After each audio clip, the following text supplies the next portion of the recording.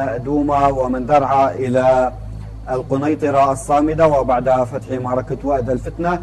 أيضا مدن وبلدات ريف القنيطرة ليست بأحسن حال من ريف درعا وريف دمشق، فهي أيضا تتعرض لقصف عنيف بالبراميل وبالصواريخ الفراغية وبالقذائف المدفعية.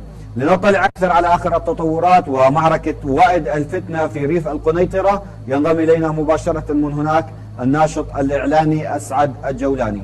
أخ أسعد، السلام عليكم ورحمة الله. وعليكم السلام ورحمة الله وبركاته. ما هي إلى أين وصلت التطورات الميدانية والعسكرية على جبهات القتال في ريف القنيطرة في الساعات الأخيرة أخ أسعد؟ في صباح هذا اليوم تبقى أجواء القنيطرة في تصعيد عسكري وفي تصعيد بكافة المجالات. سبق هذا التصعيد انتصارات وبطولات قدمها المجاهدون في معركة وادي الفتنة. وادي الفتنة التي أطلقت في صبيحة يوم ما قبل أمس وفي 25 من الشهر الجاري، لكن المفاجأة أن هذه المعركة كما تحدثنا بأنها توقفت، وكما يتراوى بالكثيرون بأنها باءت بالفشل. أخي الكريم، اسمح لي أن أنوه بأن ما ذكر عن التحرير في هذه المعركة لا صحة له بناء على طلب القيادة العسكرية في غرفة عمليات وادي الفتنة، لكن بالفعل تقدم المجاهدين إلى تحقيق أهداف المعركة المتمثلة بتحرير تل كرونجبا، تل أبزاق، سرية منطقة الفرس، بالإضافة إلى بلدة جبا، حيث سيطر المجاهدون على هذه النقاط باستثناء بلدة جبا لعدة ساعات. لكن من المفاجأة بأن نظام الأسد والإجرام لا يزال حتى الآن يجن جنونه بالقصف من تصعيد قصف جوي وبري، أيضا حيث ألقى أكثر من 20 غارة في صبيحة ما قبل يوم أمس ببراميل من الموت على محورين أساسيين، وهما مسحرة جبا أنباطنا جبا، هذه التي إلى طريقهما تحقيق أهداف معركة وادي الفتنة. تمكن المجاهدون من مقتل 17 شبيحا من ميليشيات الأسد وجرح أكثر من 50 شبيحا، بالإضافة إلى تدمير عدد من الرشاشات الثقيلة، وأيضا بإعطاب آليات عسكرية في النقاط المستهدفة والمعلنة لأهداف معركة وادي الفتنة.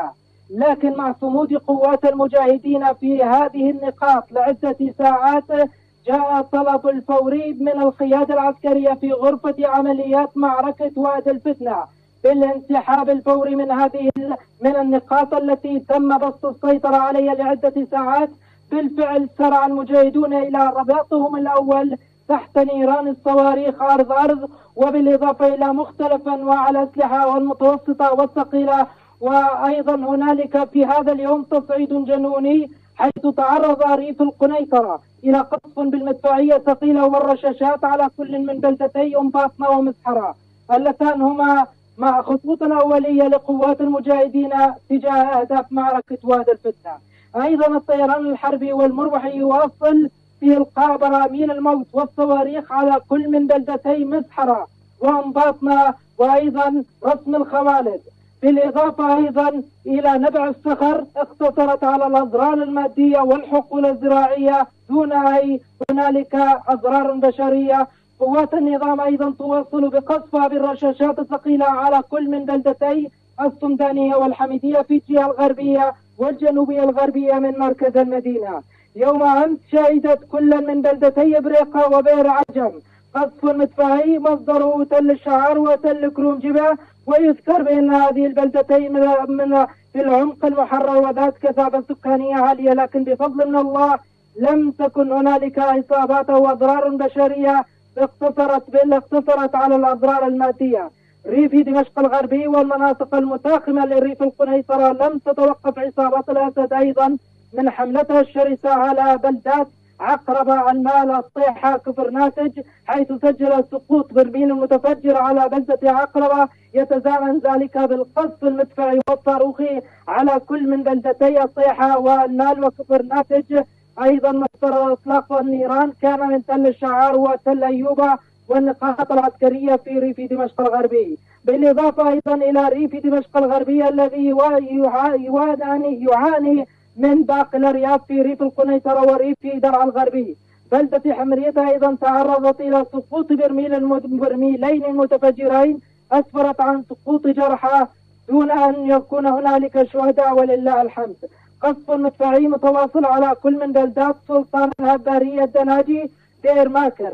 أيضا هنالك اشتباكات متقطعة على محور استراد السلام خان الشيح، وذلك ترقبا وانتظارا لوصول أي أرتال عسكرية باتجاه محافظة القنيطرة. المنطقة الجنوبية الغربية لبلدة كناكر تتعرض أيضا صباح هذا اليوم إلى قصف مدفعي من تل الهوى وتل الشيح التابعين للواء 121. يأتي ذلك التصعيد مع استنفار لقوات النظام وشبيحته وعزمهم على التحرير من جديد، أي التقدم تجاه البلدات المحررة. يأتي ذلك مع الهدوء النسبي في باقي الجبهات من محافظة القنيطرة. الأوضاع الإنسانية هشار على التوالي. أرض القنيطرة لا اتصالات، لا كهرباء، لا ماء، لا حياة لمن تنادي. أهلنا في محافظة القنيطرة الجميع يدرك بأن هذه المعركة باءت بالفشل، والفشل هو من الطبيعي بأن الفشل هو عدم الوصول إلى الهدف، لكن بفضل الله تعالى وصلنا إلى الهدف المحدد وروينا دماءنا من أجل هذا التحرير، ونقول هنيئا لأنفسنا وهنيئا لأبنائنا على هذا الصمود وعلى هذا الإنجاز، وبإذن الله مستمرون وماضون في هذا التحرير. واكتفي بالقول نصر من الله وفتح قريب بإذن الله تعالى. نعم أخ أسعد، هذه المعركة لا نستطيع أن نقيمها بأنها فشلت، فبعد ساعات قليلة من انطلاقها تم السيطرة على تل كروم وتل بزاق وسرية منط الفرس، وهذه التلال هي مجهزة ومحصنة هندسيا لمواجهة دبابات والعتاد الحديث والمتطور للعدو الصهيوني.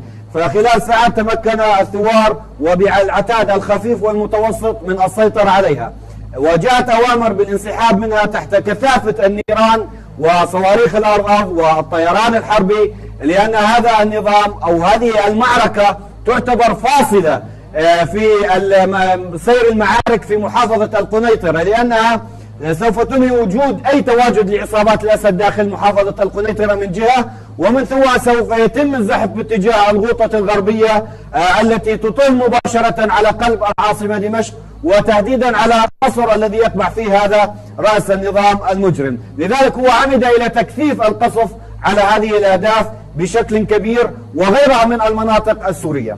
هذه كانت التطورات الميدانية والعسكرية، زودنا بها مباشرة من ريف القنيطرة الناشط الإعلامي أسعد الجولاني. شكرا جزيلا لك وبارك الله في جهودك. ننتقل إلى جبهة جديدة من جبهات القتال، وهي جبهة أيضا لا تقل حماوة عن باقي الجبهات في سوريا.